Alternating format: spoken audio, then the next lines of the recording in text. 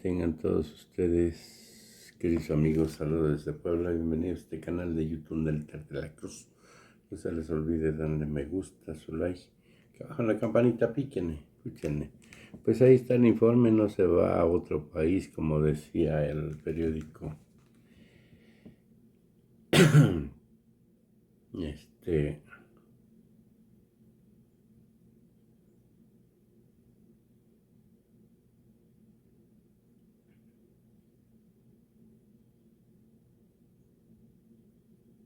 Ahí empiezan a sacar todo lo de Tesla que se le iban a llevar a Kansas, y que Samuel no sé qué, no, es un desmadre y medio. Los de Movimiento Ciudadano están pagando a los periódicos. Y yo voy a seguirles informando, ¿sí? En general, ¿sí? Hasta que terminemos.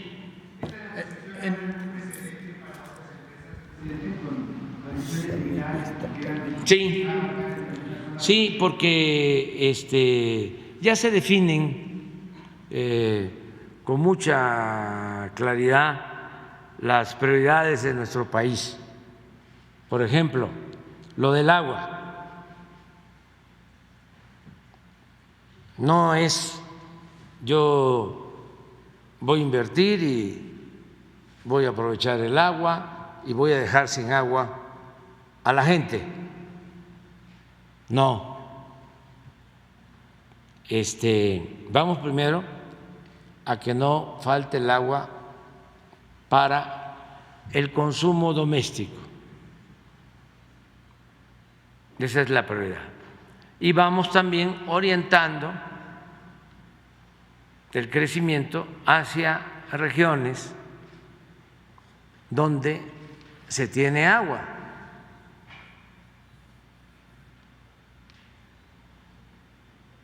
Además, vamos buscando que las empresas también contribuyan.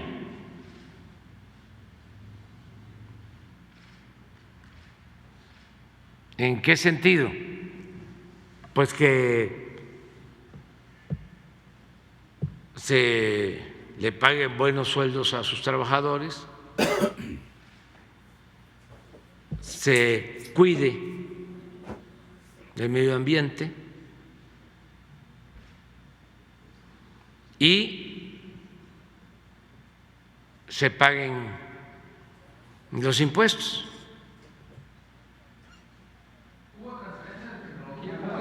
Va a haber desarrollo tecnológico, no solo en la planta, sino en lo relacionado con el manejo del agua. En una segunda pregunta, señor presidente, la Auditoría Superior de la Federación informó que hizo la auditoría al Centro Nacional de Control de Energía, CENACE, y detectó que del 2019 al 2022 hubo 554 solicitudes de generadoras de energía eléctrica, pero de estas solo se admitieron 100, que es el 18%, o no fueron consideradas por la Comisión Reguladora de Energía, la CRE. Me llamó mucho la atención porque estas plantas de generación de electricidad son la mayoría fotovoltaicas. Entonces yo creo que ahorita, si queremos conseguir el compromiso que hizo México en la COP de Egipto de disminuir en un 35% las emisiones de energía, necesitamos mucha energía eléctrica, y pues mientras más oferta, mejores precios. Y eso es por un lado, y además estas empresas, pues la generación y transmisión y distribución de electricidad ha caído, es de los pocos rubros que no se han recuperado. Ya se recuperaron, fue muy comentado que el INEGI dijo que crecimos en el 2022 al 3.1, mucho más de lo que habían previsto el Fondo Monetario, pero este rubro de generación todavía lo tenemos atrasado en un 24.9 del 2019 ahora. O sea, ha disminuido esta generación. Yo sé que, porque lo hemos investigado en SDP, los abusos que había en lo que se conocía como el autoabasto, que estas se hacían para el autoabasto para no pagar a la comisión, pero lo que hemos investigado es que estas empresas, bueno, no todas, muchas empresas de estas que están solicitando estos permisos ya no se concibieron al principio como para el autoabasto, pero ahora están diciendo que van a respetar la ley de la industria eléctrica con las modificaciones que se hicieron en el 2021. Entonces, ¿qué está pasando ahí? ¿Por qué no están? He visto que hay, por ejemplo, un proyecto fotovoltaico, La Esperanza, en Campeche, y que no se le ha dado el permiso, un parque fotovoltaico o planta solar en Sonora que se llama Quín. Entonces, estas empresas, ¿qué se podría hacer para que se les den estos permisos a las empresas y sí, pues, generen más energía eléctrica limpia y renovable, y pues tengamos más oferta del servicio eléctrico?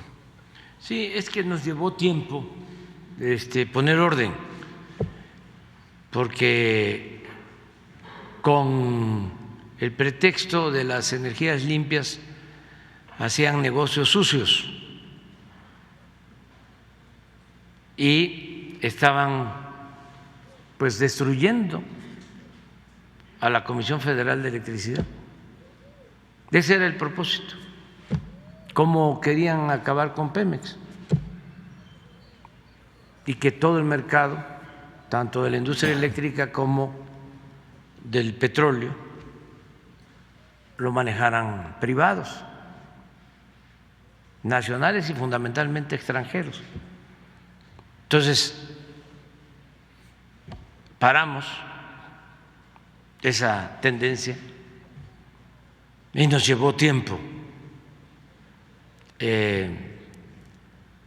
ordenar el nuevo mecanismo de producción de energía eléctrica y de petróleo, las nuevas reglas, y ahora sí ya se sentaron las bases, ya se declaró como fraude legal el llamado autoabasto, que era un abuso, que se ponía una planta de energía eléctrica y se suponía que era porque se iba a abastecer con esa energía a una empresa y no se actuaba de esa manera. Varias empresas, farmacias, comercios, los Oxxos,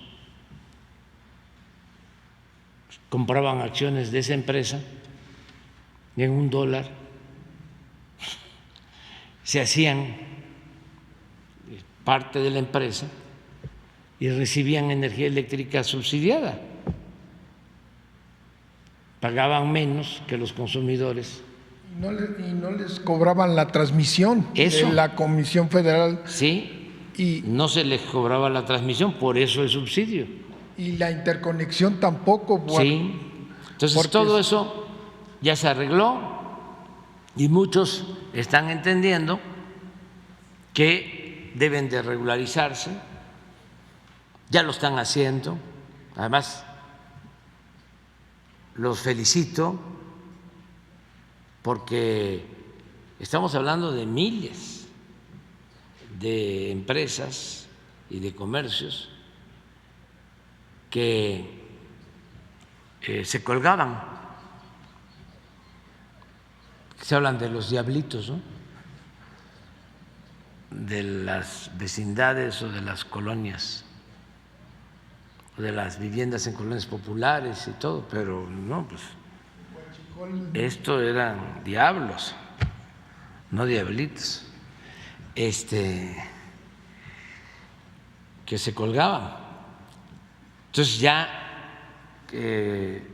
con este orden ya viene pues una revisión caso por caso, se está haciendo, se están otorgando ya permisos. Por ejemplo, se tuvo una reunión que yo presidí con todas las empresas canadienses de la industria eléctrica de ese país, que tenían trámites pendientes, y resolvimos todos los temas, todos los asuntos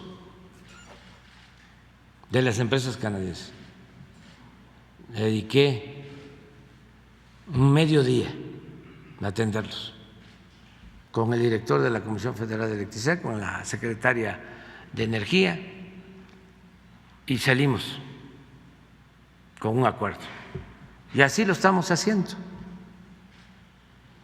Y estamos aceptando, está creciendo la generación de energía de fuentes renovables, limpias, y vamos a cumplir con los compromisos internacionales, fortaleciendo a la Comisión Federal de Electricidad. Lo dije desde el principio, 46% del mercado a la industria privada eléctrica,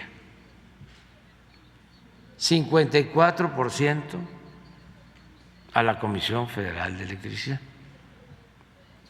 porque es la que atiende a los consumidores domésticos, la Comisión Federal de Electricidad.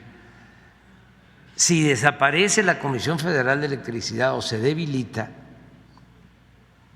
si fracasa como querían los neoliberales, entonces nos quedamos en estado de indefensión, dependiendo de los grandes monopolios privados extranjeros que manejan en otras partes y que ya casi tenían el control de todo el mercado en nuestro país. ¿Y eso qué significa para el consumidor? Tarifas altas, lo de España o de Europa. Aquí no ha habido aumentos en el precio de la luz, no hay aumento en el precio de las gasolinas, del diésel, del gas. Hemos cumplido. Porque hemos puesto orden. Si hubiésemos seguido con la misma política, que además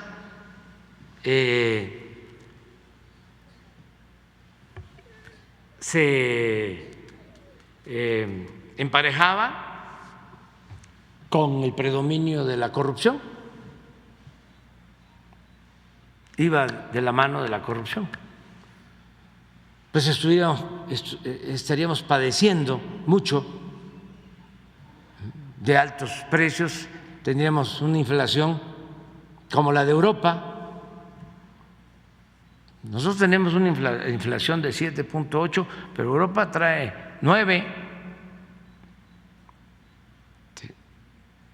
Y la nuestra va a la baja, y en el caso de todo lo que significa el sector energético, nuestra inflación es la más baja si consideramos Europa y Estados Unidos. Estamos en 0.2 de inflación en energéticos por el control que hemos tenido. Pemex, fíjense, el año pasado, porque ayer fue nota en la prensa especializada en finanzas, obtuvo utilidades, claro, limitadas, pero obtuvo utilidades, aún no aumentando los precios de los combustibles. Destinamos un subsidio de 350,000 millones de pesos para que no aumentara el precio de las gasolinas y de los energéticos. Pero eso es fortalecer la economía popular, eso es control de inflación, y aún con ese subsidio se obtuvo utilidades en Pemex. Entonces vamos bien. Y sí estamos analizando todos estos casos y resolviendo. También no podemos, porque daban permisos a diestra y siniestra en el gobierno anterior, sin tomar en cuenta la capacidad de las líneas de transmisión. Entonces no es, a ver, yo genero energía y voy a subir mi energía a la línea de transmisión. Pues se requiere un control, porque si no se genera pues un problema grave de falta de energías, accidentes, apagones.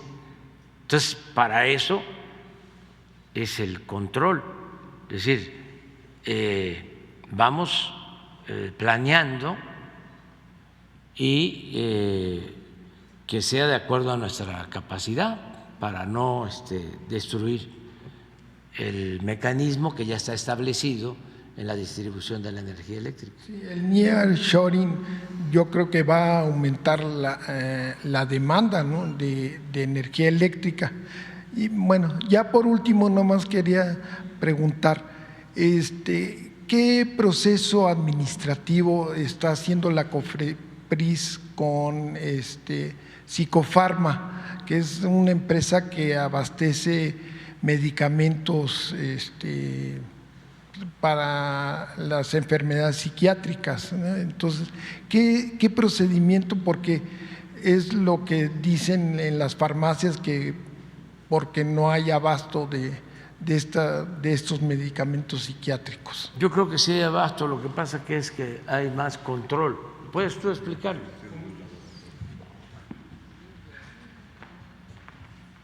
Con gusto, presidente. Gracias por la oportunidad. Gracias, Eduardo, por hacernos esta pregunta.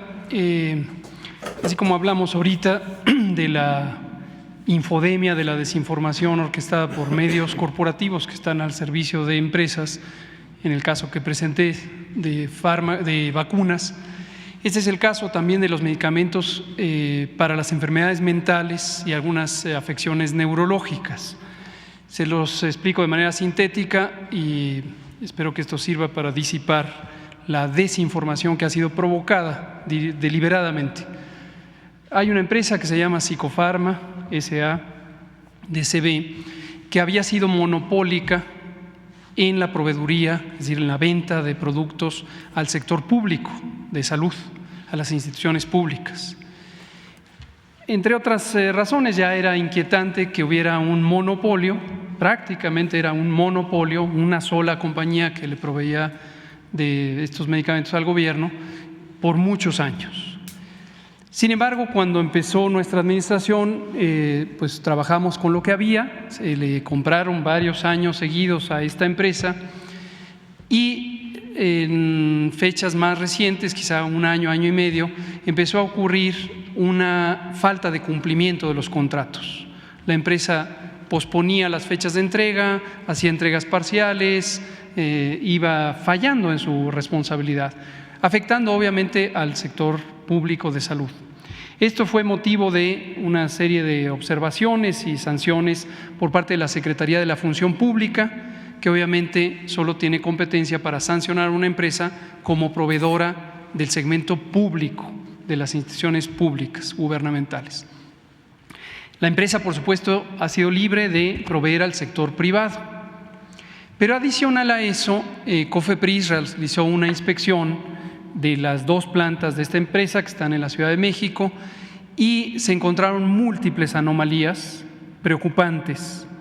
Algunas tienen que ver con la fabricación misma de los productos, una contaminación cruzada, residuos de un medicamento que quedaban en la línea de producción y se mezclaban con otro medicamento distinto. Obviamente eso no es aceptable. Y entre otras también había un problema importante de trazabilidad, o como se conoce técnicamente de identificación de dónde estaban algunos lotes de sustancias activas. Aquí estamos hablando de psicofármacos, es decir, medicamentos donde algunos de ellos pueden ser estupefacientes. Y esto, entre otras cosas, lo supimos porque existe un mecanismo internacional que se llama la Junta Internacional de Fiscalización de Estupefacientes, JIFE. Esto es un convenio internacional en donde la producción en un punto del mundo, por ejemplo en la India, de precursores de medicamentos que también pueden ser usados con otros fines, como enervantes, debe ser seguida cuidadosamente. Entonces se hace un registro en el punto de producción y se debe informar, el gobierno del país donde se fabrica lo debe informar a esta JIFE, pero también el gobierno o las empresas le deben informar al gobierno y a la JIFE en el punto donde lo reciben. Y hay elementos donde no cuadra, se produjo más, se envió más, pero aparentemente llegó menos. Y ese es el problema de trazabilidad que parece tener otras preocupaciones importantes. COFEPRIS, obviamente, ejerciendo su responsabilidad, sancionó a esta empresa y le paró líneas de producción. Finalmente, lo que ocurrió es que esta empresa hizo algo muy parecido a lo que hizo otra empresa al inicio del sexenio, una empresa que era monopólica de medicamentos contra el cáncer, que retuvo medicamentos, decimos escondió medicamentos para el sector privado. Y entonces hay un desabasto en el sector privado. Nótese que en el sector público sí tenemos los medicamentos porque los compramos a proveedores internacionales. Termino diciendo, en referencia a la infodemia, algunos periódicos, Reforma fue el primero, sacan noticias, también comentaristas médicos de hospitales privados, asesores de negocios de salud, hicieron la idea de que el gobierno había fracasado o fallado en su empeño de comprar medicamentos y que por una mala planeación. No, en el sector público tenemos medicamentos contra estos problemas de salud mental y neurológicos, donde falló es en el sector privado. ¿Por qué razón? Porque esta empresa era también casi monopólica para el sector privado y hoy no le está proveyendo de medicamentos porque los escondió. Y la presión que quieren ejercer en este momento, como en su momento lo hicieron para la empresa PISA, que es a la que me refiero con los medicamentos oncológicos al inicio del sexenio, quieren hacer esta presión para que la sociedad, la ciudadanía, nos presione a que COFEPRIS le quite las sanciones. ¿Cuál es absurdo? Obviamente la COFEPRIS ejerce su responsabilidad al cuidado de la población y no hay razón para que se le quiten estas sanciones. Estamos trabajando ahorita en un mecanismo en el que el sector público, donde sí tenemos los medicamentos, pueda recibir a las personas que normalmente se atienden de estos padecimientos en el sector privado, de modo que de manera expedita se les puedan también surtir recetas en el sector público. No vamos a mandar medicamentos al sector privado, por supuesto. Esta es la historia. Gracias. Muy bien. Vamos, Omar. Pues ahí está las malditas farmacéuticas y los malditos chayoteros que vienen con ese tinglado de decir que no hay medicamentos. Fue una periodista chayotera